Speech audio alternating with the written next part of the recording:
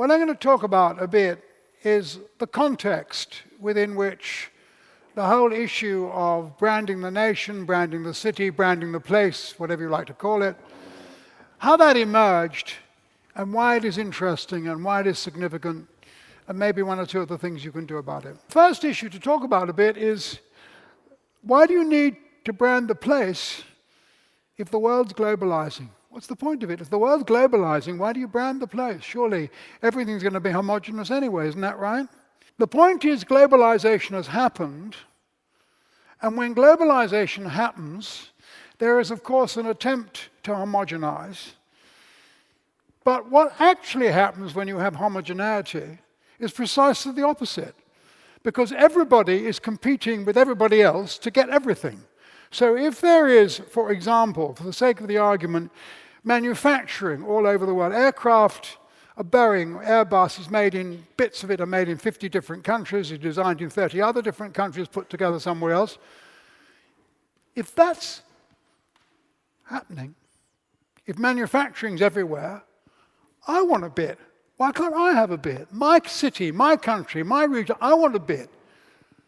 Or if services, globalization in services is happening, in India, in Bangalore, in Hyderabad, in Philippines, in X, in Y, and Z, I want a bit. I want a bit where I am. I want to do that. I want to do that outsourcing, and then it. So wherever you look, globalization of capital, globalization of services, globalization of manufacture, globalization of tourism, globalization of labor. In Kerala, in southern India, the highest proportion of the money that is earned by the state comes from people who are working in the Gulf. So all of these things again and again and again. So the paradox is that the more homogenization there is, the more globalization there is, the more people are fighting each other, cities, states, regions, everything, to get the bit that I want. I want my bit. Because if I don't get my bit, I won't be as prosperous as you. I was in Gdansk a few weeks ago. Gdansk wants to be Hamburg. Hamburg has got it. Why can't we have it? We want it too. We've got lovely this, that, the other beaches. Blah, blah, blah, blah, blah. Everybody wants it. That's why it's happening. Place branding has become a commercial imperative. You cannot avoid it. So the context is that it's there, and if I don't fight for my bit, somebody else will get my bit, and somebody else will get richer, and by implication, I will not be as rich, or I will be poorer, I will be less prosperous, I will be less attractive community, and so on and so forth.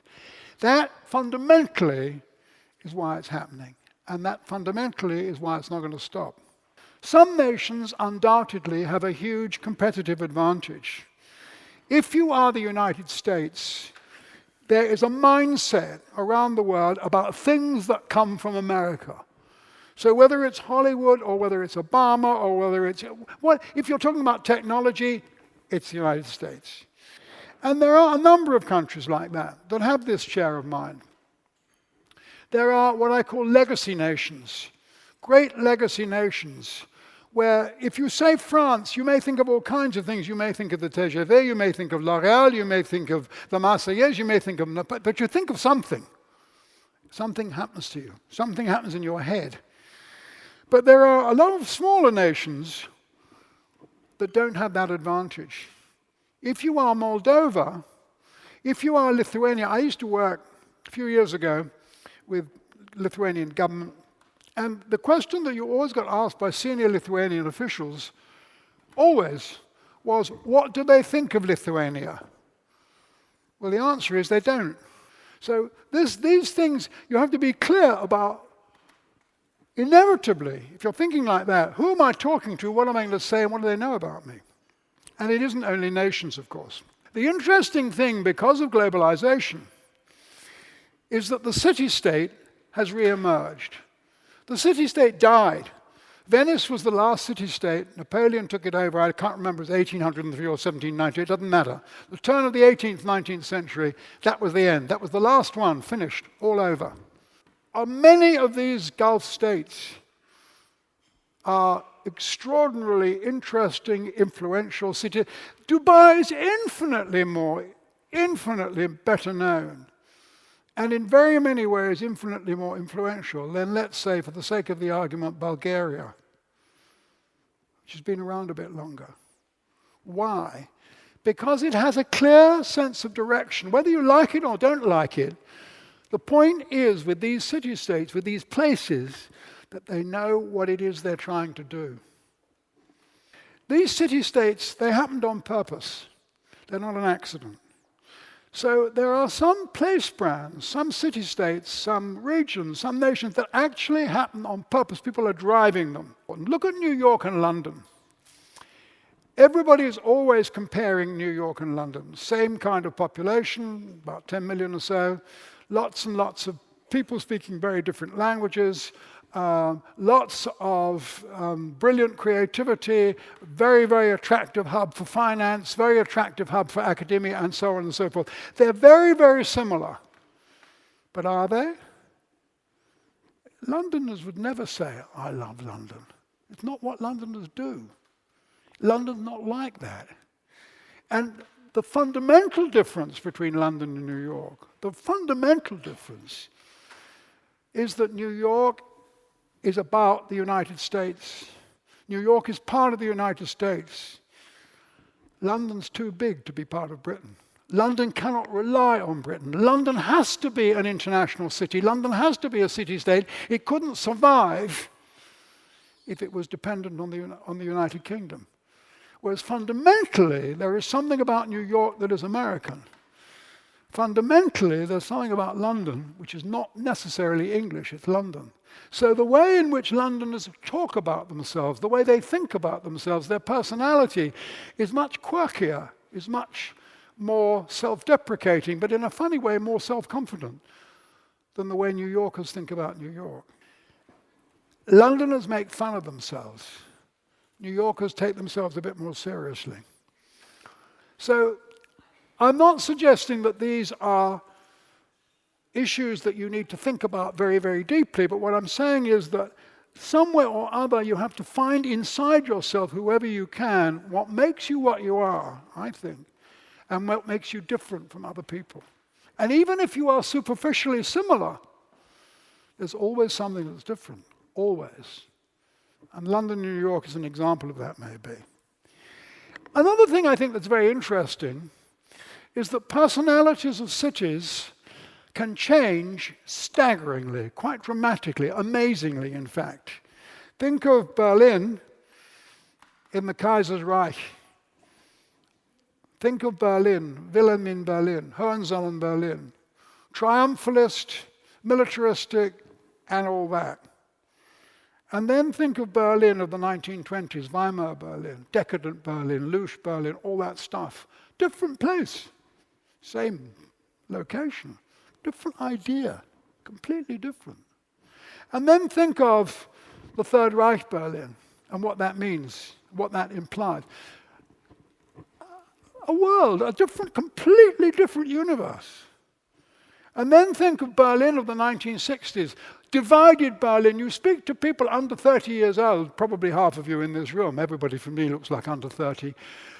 You speak to people, they don't know what are you talking about? Divided, east, you mean one was in one place, but they were in the same place.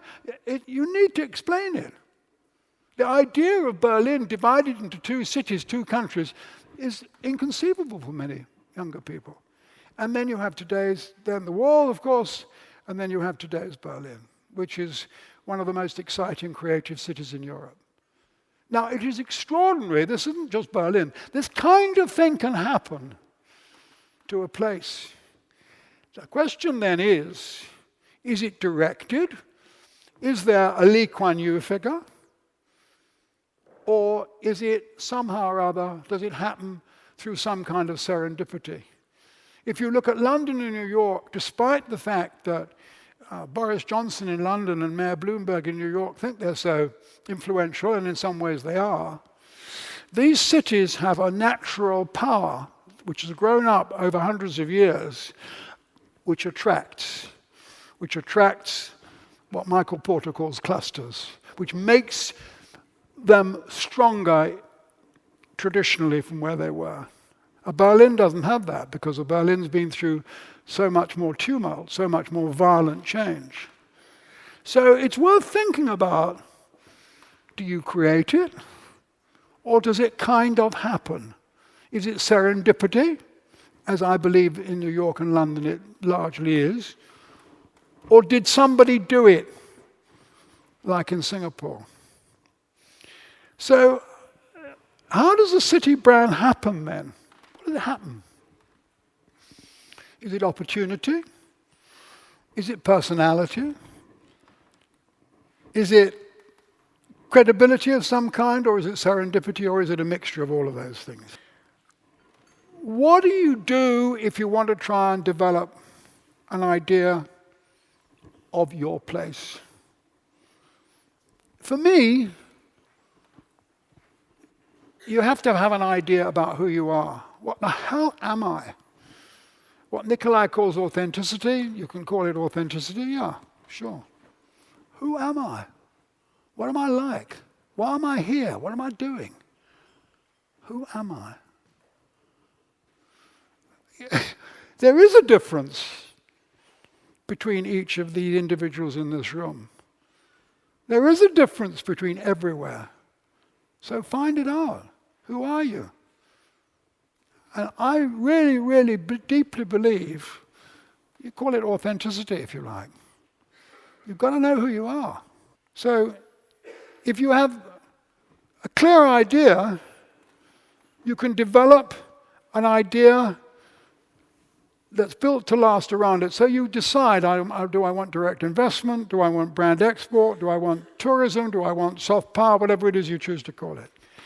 I mentioned now that Singapore was the transport hub. Now Singapore's all kinds of things. So Las Vegas, serendipity. Las Vegas is Sin City. Fine, it's a very clear idea about what it is. That's what it's about. You don't like it, don't come here. You like a bit of sin, come. I just thought for fun we might talk about Copenhagen for a bit. So, what have you got in Copenhagen? You've got a very favorable geographical position. It's a easy city, Higa city, all that stuff, infrastructure, cycling, all those kinds of architecture, everything you can think of. Whenever I'm here, which is not recently, I haven't been here very much, but I'm incredibly impressed by how well-mannered it is. I don't just mean the people. What I mean is the city, the buildings live with each other, whether they're old or modern or new, whatever they are, the buildings live with each other in a very comfortable, well-mannered way. Nobody's pushing anything. The buildings are not pushing each other out of the way. The people are not pushing each other. It's a very, very, very civilized and delightful place. What do I think about Copenhagen? Well, I said what I think about Copenhagen. You've got a high profile, but it isn't a very clear profile. So if I'm talking to people in, for the sake of the argument, a city I go to quite often, Mumbai, which you couldn't find, Bombay, you couldn't find anywhere less like Copenhagen anywhere in the world. What do you think about Copenhagen? Scandinavia, isn't it? Yeah, it must be very nice. I'm sure it's not very nice. There is not a clear profile, I believe, for Copenhagen. So you've got all these things, geographic location, all this stuff, but there isn't the kind of clarity that you might have. Whoever you are, think about what it is, I believe at any rate, what it is that you've got, what it is that I've got, that's special about me, and what do I want to be known for? And I don't actually think Copenhagen, with all its huge, huge, huge advantages, has thought that through. So if capital of Denmark hasn't thought it through, maybe there are other places that haven't thought it through either. So I would say to myself, if I were in your position, what is my idea? So if I were building a brand, forget brand Copenhagen, any brand, what would I do? Any brand for a place, I mean. I'd set up a managing mechanism, which means that I would have representatives in the public sector, the private sector, academia, creativity, sport, film, food, all that kind of stuff that influences people. The stuff that influences people is not so much political stuff. It's stuff like film and food and art. stuff around you. I set up a managing mechanism which represents these groups of people. I'd work out what I stand for. It's not easy. I'd work out what I want to say. I'd work out who I say it to. And some of the people I want to talk to will want to hear slightly different things from other people, so I have to modulate my messages. I'd listen. I wouldn't just hear, I'd listen. Big companies say they listen. They don't listen, they hear, and then they shout back. You can see that from the stuff around you. Big companies don't listen, but they do hear, so they shout back. That's not a conversation. I'd verbalize it and I'd visualize it so that it surrounded what I did. I'd be coherent, I'd be consistent, I'd speak with one voice, but I'd modulate what I said to the different audiences I'm dealing with. And then I'd monitor the result. I'd know year by year by year whether or not I was making the impact on the audiences that I wanted in the way that I wanted it. I would not run advertising campaigns unless they were part of a program that went on for some time. What I would do is use every way in which I could project the idea of the organization, of the corporation, of the city, of the place, in such a way that everything was mutually supportive. Nothing that emerges must be alone. It must all support something else. And then I'd be able, I guess within 3 or 4, if I was very lucky, but more likely 10 or 20 years, to see what difference it made. Let's talk. That's it. Thank you.